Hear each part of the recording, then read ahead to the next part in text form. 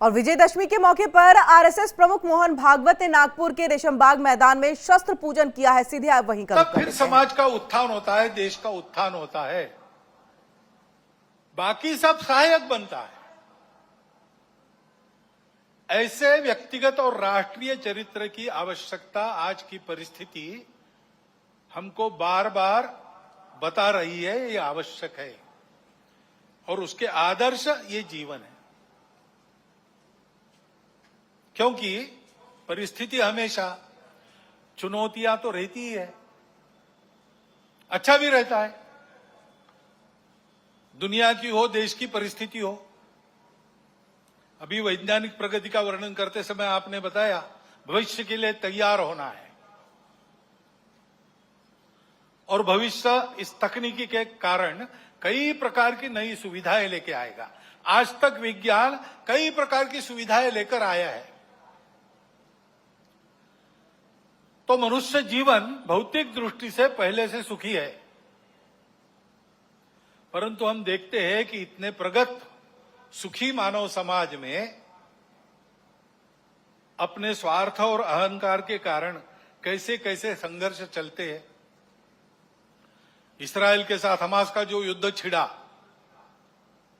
वो अब कितना व्यापक होगा और उसकी आग में कौन कौन झुलसेंगे और दुनिया पर इससे कौन सा संकट आएगा, इसकी चिंता सबको लगी है। तो परिस्थिति के दोनों पहलू होते हैं।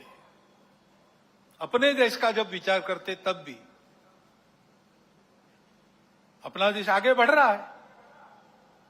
टेक्नोलॉजी के क्षेत्र में, शिक्षा के क्षेत्र में अतिथि महोदय ने वर्णन कर दिया है।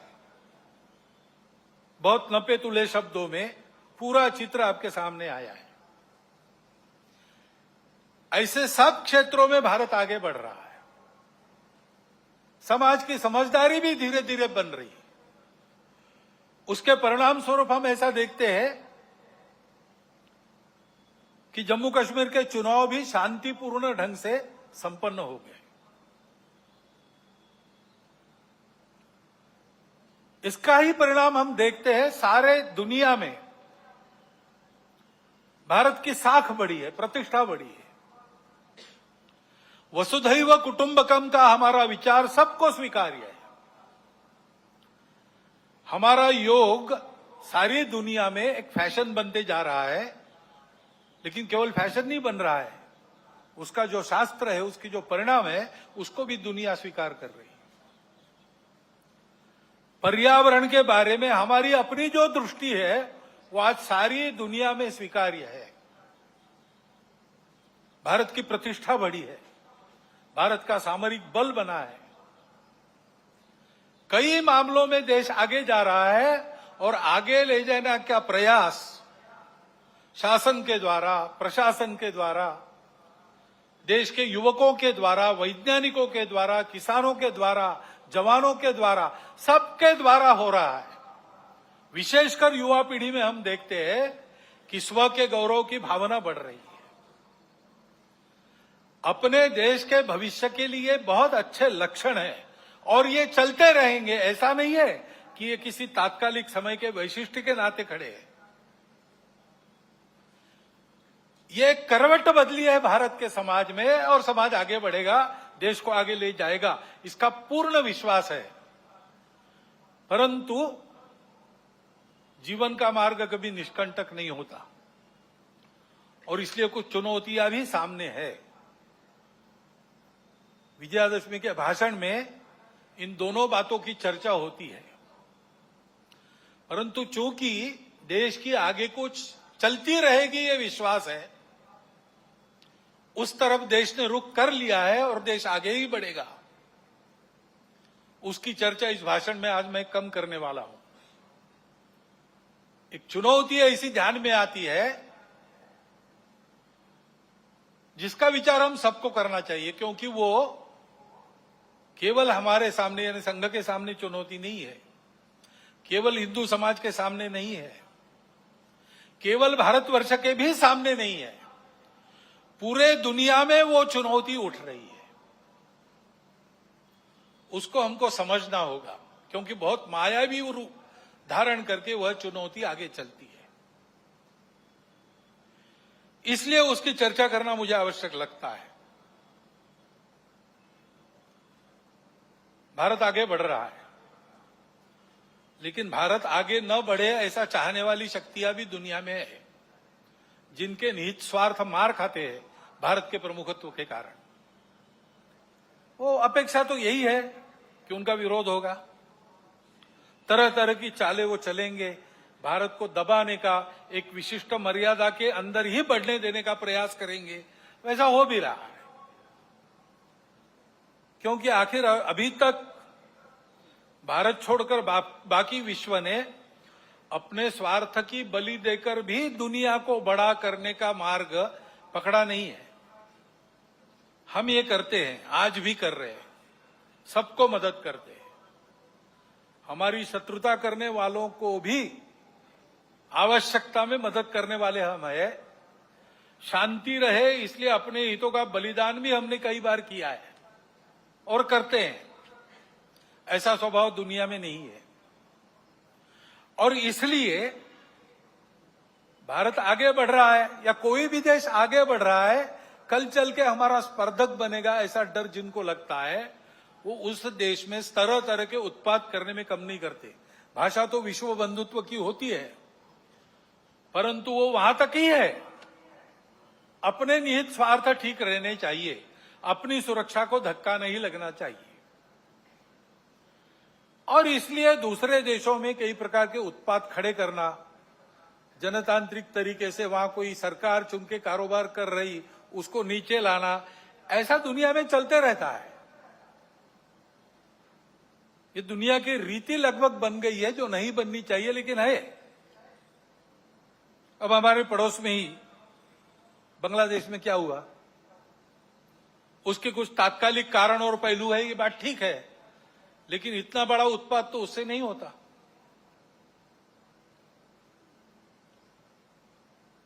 वो कारण, उनकी चर्चा जिनका विषय है वो करें, परंतु दो बातें ध्यान में आती है। पहली बात है कि उस उत्पाद के कारण वहां के हिंदू समाज पर जो अत्याचार बार बार होते हैं, उस परंपरा को फिर से दोहराया गया।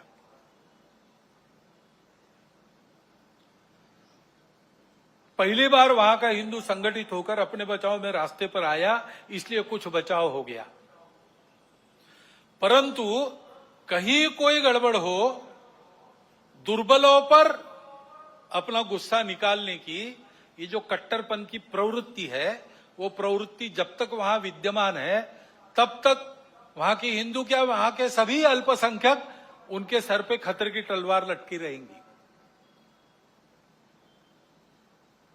उनको आवश्यकता है मदद की। विश्व भर के हिंदुओं की, भारत के सरकार की सहायता उनको मिले, ये उनकी आवश्यकता है। परंतु इससे ये ध्यान में आता है, और ये ध्यान में आना चाहिए, हिंदू समाज के भी ध्यान में आना चाहिए कि दुर्बल रहना अपराध है।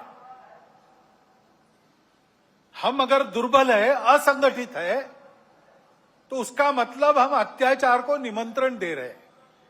निमित्त कुछ नहीं चाहिए, हम दुर्बल है, यह निमित्त पर्याप्त है।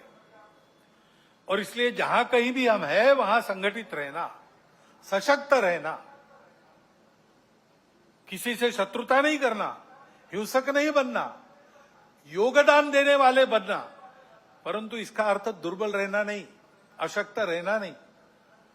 इसको हमको करना ही पड़ेगा। लेकिन दूसरी बात है हमारे सबके ध्यान देने की।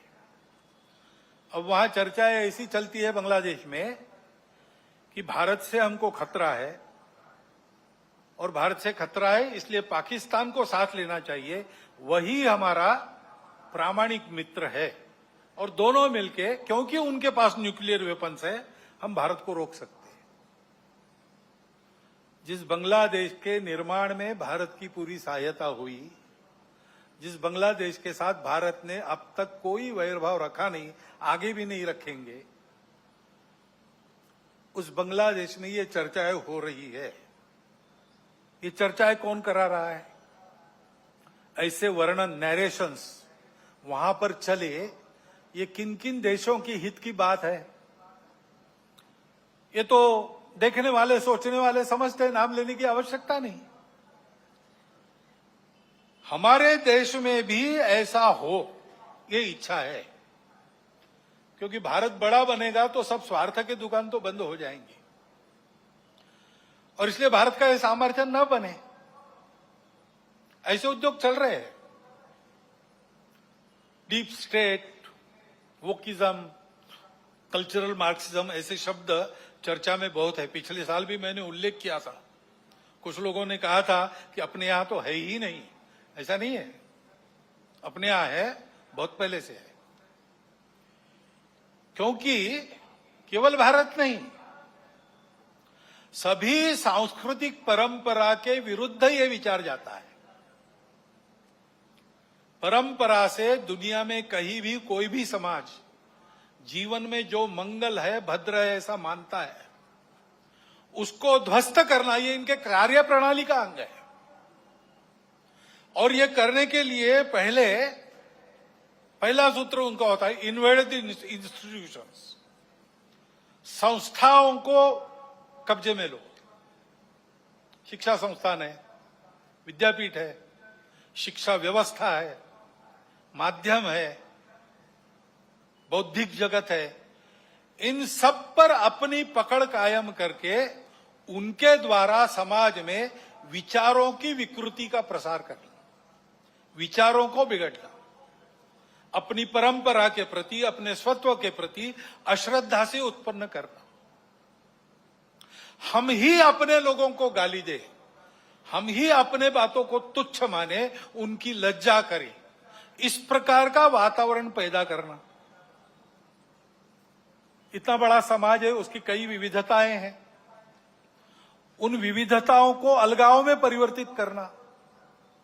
नहीं है वहां कोई जबरदस्ती विविधता आरोपित करके हम विविध है इसलिए हम अलग है, हम विविध है इसलिए हम एक नहीं है, हमारे स्वार्थ अलग है, ऐसा नैरेशन देना। इतना बड़ा समाज है, छोटी मोटी समस्याएं सबकी रहती है, बड़ी समस्याएं भी रहती है। समाज की स्थिति में सब कुछ ठीक ही रहता है ऐसा नहीं, सुधारने का भी बहुत कुछ होता है, तो कई अन्याय चलते रहने वाले रहते हैं। इन सबको लेकर एक असंतोष उत्पन्न करना, संघर्ष उत्पन्न करना, टकराव की स्थिति उत्पन्न करना, लोगों को उग्र बनाना, व्यवस्था, कानून, सत्ता, प्रशासन, इन सब के प्रति अश्रद्धा, अनादर का व्यवहार सिखाना, इससे उस देश पर बाहर से वर्चस्व चलाना आसान होता है। पहले जैसा आपस में युद्ध करना अब आसान नहीं है। अब युद्ध इस प्रकार से होता है, इसको मंत्र विप्लव कहते हैं अपने परंपरा में। ऐसा मंत्र विप्लव चल रहा है, और ऐसी भ्रम की स्थिति में उनको देश के अंदर भी कभी बार साथी मिल जाते हैं, जाने अनजाने। प्रजातांत्रिक देश है अपना, अनेक दल रहेंगे, उनकी स्पर्धा चलेगी, ये प्रजातंत्र की पद्धति है। लेकिन समाज में ये अलगाव, टकराव, देश की एकता, एकात्मता, देश के वैभव संपन्न होने के प्रयास से बड़े बन गए, अथवा दलों के स्वार्थ समाज की सद्भावना और राष्ट्र की एकात्मता को गौण बनाकर चलाए गए, तो फिर किसी एक का पक्ष लेके उनके पीछे खड़ा रहना, खुद मैदान में नहीं आना। अल्टरनेट पॉलिटिक्स ऐसा कहते हैं, पर्यायी राजनीति, उसके आड़ में अपना ये एजेंडा और ये पद्धतियां चलाती है। और ये मैं कोई कॉन्स्पिरेसी थियरी नहीं बता रहा हूं, पुस्तकें निकल रही है पाश्चात्य देशों से वहां की परिस्थिति के बारे में। पाश्चात्य जगत के अनेक प्रगत देशों में इस मंत्र विप्लव के परिणाम स्वरूप जीवन की स्थिरता, शांति और मांगल्य संकट में पड़ा हुआ उनको अनुभव होता है, हमको भी दिखाई देता है। और भारत के चारों ओर, विशेषकर सीमावर्ती प्रांतों में, इस प्रकार के कारस्थानों के के चलते क्या क्या हो रहा है हम देख सकते हैं। समय पर हमको जागना है। हमारा देश सांस्कृतिक एकात्मता के अधिष्ठान पर खड़ा है। अंडरलाइंड कल्चरल यूनिटी, ऐसा हमारे संविधान निर्माताओं ने भी अन्यत्र भाषणों में कहा है। और नैतिक विचारों का, अध्यात्म के सत्य का एक बलशाली अधिष्ठान हमारे समाज की स्थिरता को, आपस के संबंधों को, व्यक्तिगत और राष्ट्रीय व्यवहार को मिला है। इन आधारों को नष्ट करने के कुप्रयासों को समय के पूर्व हमको रोकना पड़ेगा। उसके लिए समाज को प्रयास करने पड़ेंगे। एक ऐसा राष्ट्रीय नैरेटिव चलाना पड़ेगा, उसके लिए योजना बनानी पड़ेगी। कानून संविधान की मर्यादा में रहते हुए, अपने सांस्कृतिक अधिष्ठान पर पक्का रहते हुए हमको इसकी योजना बनानी पड़ेगी। क्योंकि समाज को सुरक्षित रखने के लिए इसी का उपयोग होगा। संस्कारों का क्षरण इन विभेदकारी ताकतों को पुष्ट करता है, और वो बलवान होती है तो वो भी संस्कारों के क्षरण का कारण बनती है। और हम देख रहे हैं कि भारतवर्ष में इस प्रकार का मनोवचन कर्मों पर कुप्रभाव निर्माण हो रहा है। क्योंकि अब कोई बात छिपी रहती नहीं, मीडिया सर्वत्र पहुंचता है। बड़ों के साथ बच्चों के हाथ में भी मोबाइल है। मोबाइल पर वो क्या देख रहे हैं, उनको क्या दिखाया जा रहा है, इस पर कोई नियंत्रण नहीं है। घर में क्या देखना नहीं देखना, इस प्रकार का विवेक नहीं मिल रहा है। ऐसी स्थिति में घर परिवारों में ये नियंत्रण स्थापित करना और अपनी विधि व्यवस्था में भी इसके व्यवस्था के लिए, कोई इसके नियंत्रण के लिए कानून बनना, इसकी आवश्यकता है। क्योंकि इन संस्कार भ्रष्टता के कई प्रकार के कुपरिणाम है। ये विवेक न होने के कारण कई जगह नई पीढ़ी नशीली दवाओं की आदतों में खोखली होती चली जा रही है। कहीं पर दिखता है, कहीं पर नहीं दिखता है। कहीं कहीं पर ऐसा भी हो गया है कि कोई नशीली दवा जो नहीं लेता उसको पिछड़ा माना जाता है। इस प्रकार का वातावरण भी उत्पन्न हो रहा है। और हम देखते हैं कि हमारे देश की परंपरा क्या है, हमारा देश कैसा है। एक द्रौपदी के वस्त्र को हाथ लगा, महाभारत हो गया। एक सीता का हरण हो गया, रामायण हो गया। यहां पर कैसी घटनाएं घट रही है। अब कलकत्ता में जो हुआ आरजीकर अस्पताल में, लज्जाजनक घटना है, हम सबको कलंकित करने वाली घटना। और ये एक नहीं है,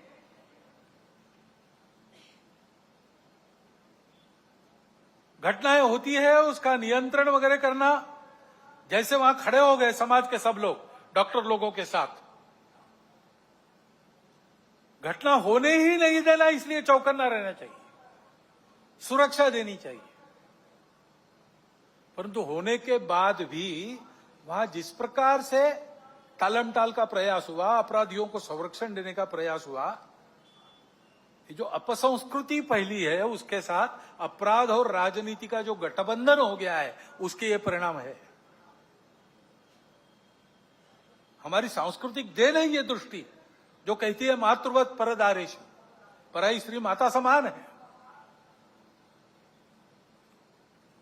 जिनसे प्रबोधन प्राप्त होता है परिवार में, अपने परिवार के जनों से प्राप्त होता है, और माध्यमों के द्वारा जाने अनजाने समाज इनसे ग्रहण करता है। वहां यह भान रहना चाहिए कि हम क्या परोस रहे। वहां अगर इसका भान नहीं रहा, इन मूल्यों का तिरस्कार हुआ, उपेक्षा हो गई, तो फिर वो महंगा पड़ेगा। और इसलिए वहां पर इसका भान रहे और मूल्यों का प्रबोधन हो, इसके लिए हमको व्यवस्था करनी पड़ेगी। ये जो परिस्थिति सारी चल रही है उसमें हम देखते हैं कि ये सारे खतरे संस्कार भ्रष्टता के कारण और आपस में अलगाव की हवा बहती है उसमें बह जाने के कारण देश में सर्वत्र आप देखिए, सीमा से लगे पंजाब है, जम्मू कश्मीर है, लद्दाख है, समुद्री सीमा पर केरल है, तमिलनाडु है और बिहार से मणिपुर तक पूरा पूर्वांचल है, अस्वस्थ है। मूल कारण यही है।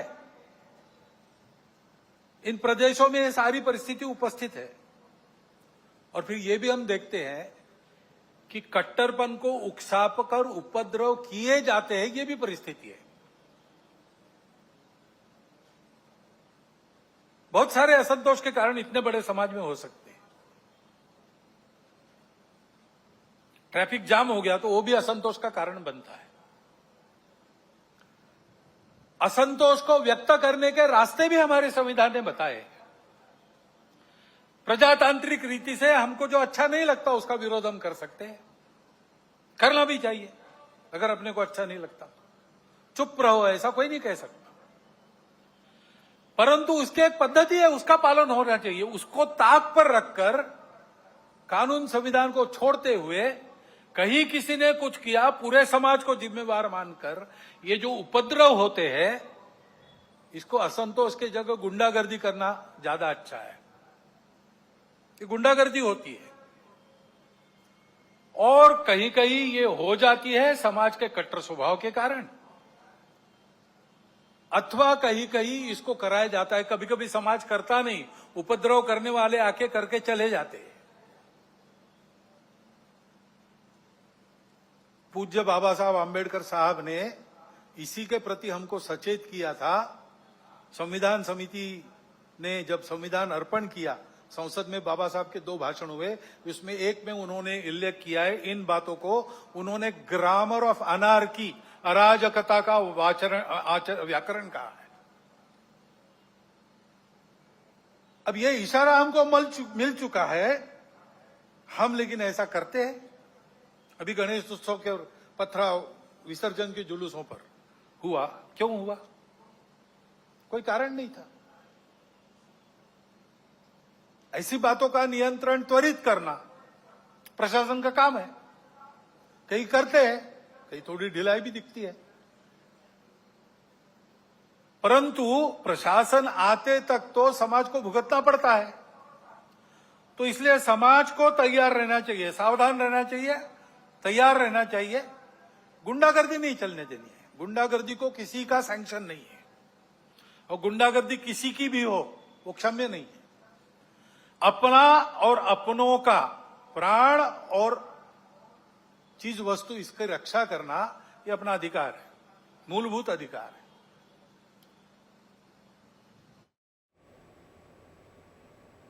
तो आप यहां पर मोहन भागवत को सुन रहे थे विजयदशमी के पर्व पर, जहां पर आरएसएस की तरफ से इसे पूरे उत्साह के साथ मनाया जा रहा है, तो वहीं शस्त्र पूजन भी किया गया है। इसके साथ मोहन भागवत ने कई ऐसे पक्ष है जिसको लेकर के अपनी बातों को यहां पर रखा, चाहे रूस यूक्रेन का युद्ध हो या फिर देश के अंदर में जिस तरह से एक अधर्म की चीजें चल रही हैं, उस पर उन्होंने अपनी कड़ी प्रतिक्रिया दी है। इसी के साथ इस बुलेटिन में इतना ही, लेकिन देश दुनिया की बाकी खबरों के लिए आप जुड़े रहिए इंडिया डेली के साथ।